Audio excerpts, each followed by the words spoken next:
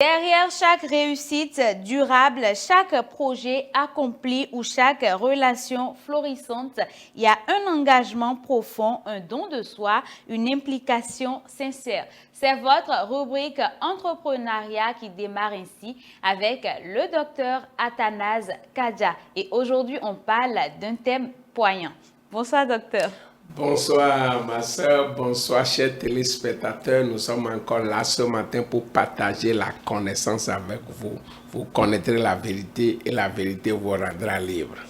On vous rappelle que votre style vous va très bien. Merci beaucoup, merci. Je suis ravie de vous retrouver. Aujourd'hui, on parle de ce thème. On ne peut pas investir sans s'investir.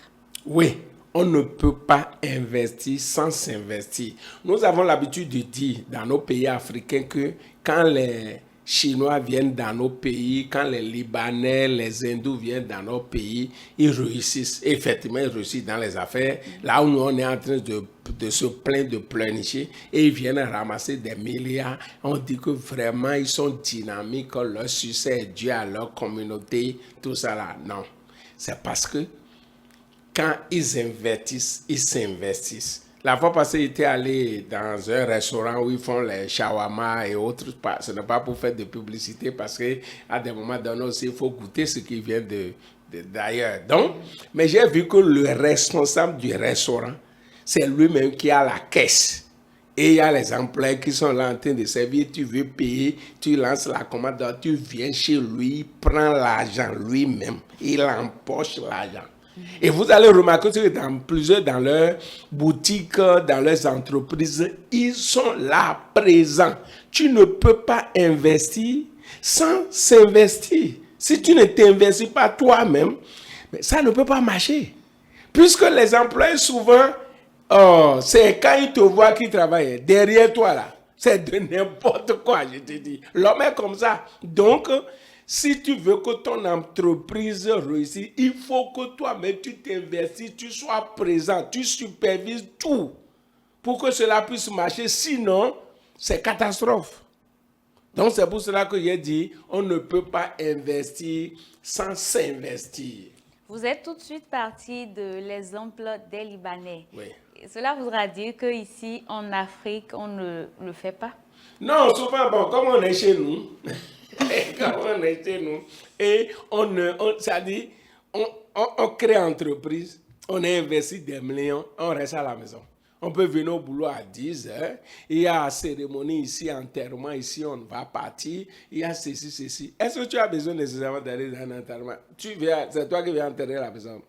Mais c'est ça, mais si tu as un enterrement et tout ça là, je t'envoie de l'argent. J'ai déjà participé ou non? Je n'ai pas besoin nécessairement d'abandonner mes affaires et venir à ton enterrement. Il y a certains enterrements même que nous participons là et que ce n'est même pas... C'est-à-dire, même si moi j'analyse mon chose, si ma présence quelque part ne peut pas empêcher quoi que ce soit, non, j'y vais pas. Parce que le temps là ne me suffit pas du tout. Donc, tu es imploré.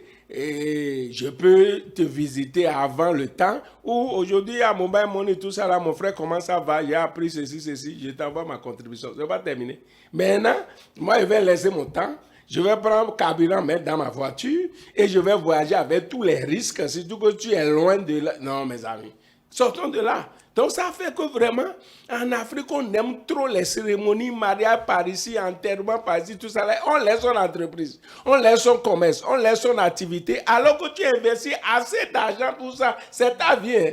C'est pour ça que la Bible a dit, le meilleur trésor d'un homme, c'est son activité. Le meilleur trésor. Le meilleur trésor d'un homme, c'est son activité. Donc, on ne s'amuse pas avec son activité. On ne s'amuse pas avec son commerce. Même chose, un pasteur qui a une église. Et des fois, lui-même, il reste à la maison. Non, les collaborateurs vont diriger, ils vont faire ceci, tout ça. Là. Et tu veux que ça marche? Toi-même, tu dois être là, tu dois t'investir. Jésus-Christ laissait les choses. Jésus-Christ était partout, lui-même, sur l'eau. Il marchait à pied, il enlève tout, et ça a marché. Maintenant, toi, tu veux rester à la maison, et tu as dit, j'ai créé une entreprise, j'ai créé une activité, ça va marcher. Ils vont te vider, et tu n'auras que tes yeux pour pleurer. Donc, quand tu investis là, il faut que toi-même, tu t'investis dans l'activité pour que ça puisse marcher. Cela voudrait dire que ceux qui disent que pour être indépendant, il faut être à son propre compte, pardon, ont tort de le dire.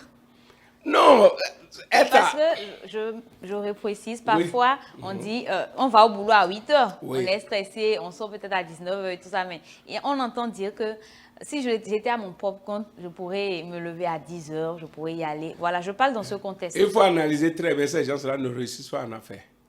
Normalement, un homme, est-ce qu'un homme d'entreprise, un chef d'entreprise a même le temps? Des fois, même tu travailles dimanche. Moi, j'ai animé, j'ai prêché dans mon église dimanche. Je suis allé animer une conférence le même dimanche. Mais c'est de ça qu'il s'agit. C'est-à-dire, ce n'est pas que, je vais. Donc, tu veux être libre et c'est pour ça que tu as laissé emploi, tu as créé entreprise. Entrepreneur, là, je vous ai dit que c'est le travail le plus difficile sur la terre. Si tu dis que tu veux la liberté et c'est pour ça que tu es devenu entrepreneur, tu t'es trompé. Si tu veux la liberté, il faut être investisseur. Ça là, ça dit laisser l'argent travailler pour toi. La vie, c'est chouette. Puisque je vous ai dit, on travaille l'argent de 4 manières. Tu peux gagner de l'argent en étant un employé ou fonctionnaire. Tu peux gagner de l'argent en étant un travailleur indépendant. Donc, toi-même, tu as ton activité que tu gères bien. Tu peux gagner de l'argent en étant un entrepreneur, l'autoroute pour aller dans la richesse. Tu peux aussi gagner de l'argent en étant un investisseur. C'est l'investisseur qui a pour mobile la liberté. Je ne veux pas me gêner. Je mets mon argent là et l'argent travaille pour moi. Là, nous enseignons l'intelligence financière par rapport à ça. Nous enseignons l'intelligence financière. Ceux qui veulent comprendre mieux peuvent me contacter. Donc, c'est ça.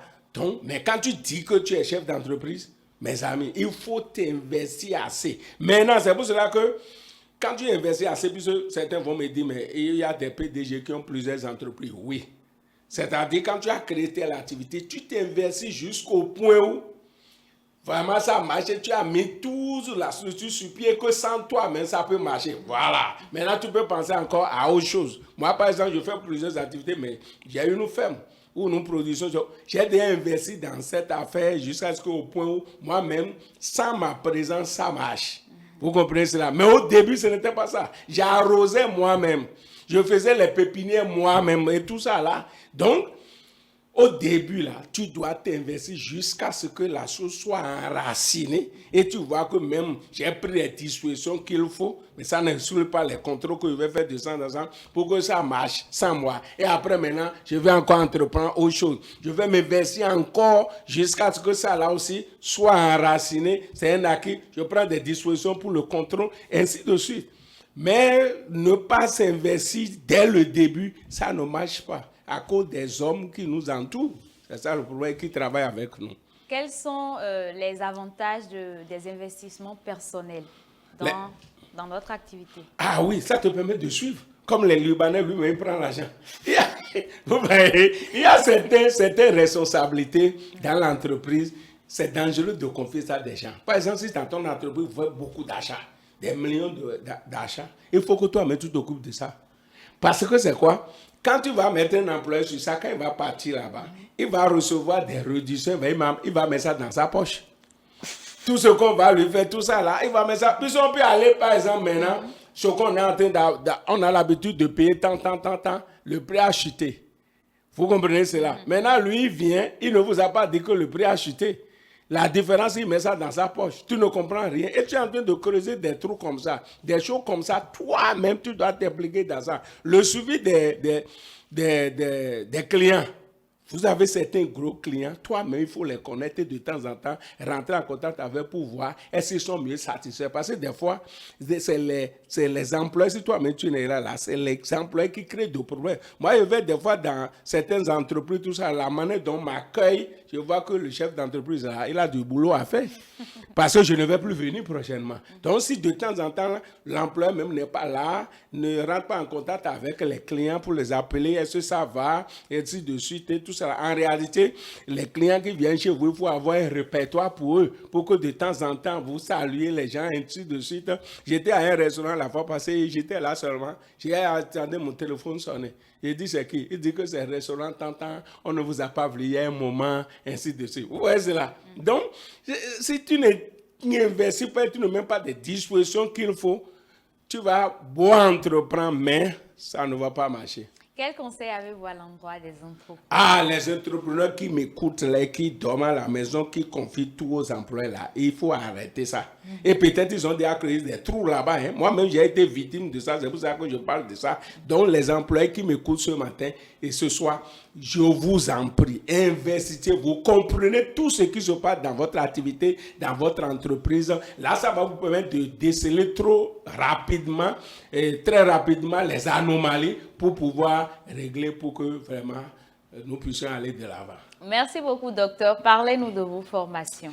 Ok, bon, j'ai chaîne WhatsApp sur laquelle je fais des formations. J'ai chaîne TikTok, YouTube, j'ai Facebook et tout ça là pour mon entreprise de BTP. J'ai un site web également pour ça. Si les gens me contactent, je suis à plus 229 96 25 36 66. Et maintenant, je serai à Paracourt le 10 et le 11 prochain, puisque les gens de Paracourt ont besoin de moi. Donc, je serai à Paracourt pour animer 2 conférences. Une première conférence le samedi 10 et deuxième conférence le dimanche 11 au soir. Donc, les gens de Paracourt, je suis en chemin. Je vais venir bientôt. D'accord. Les gens de Paracourt, vous êtes donc invités. On retient donc que l'investissement, ce n'est pas seulement apporter des ressources matérielles ou financières. C'est avant tout y mettre son cœur, son temps, son énergie et sa foi. Ce thème nous a invités à réfléchir sur la valeur de l'engagement personnel dans tout ce que nous entreprenons, bien sûr, avec le docteur Athanase Kadja. C'est la fin de votre rubrique entrepreneuriat. On se retrouve juste après ceci.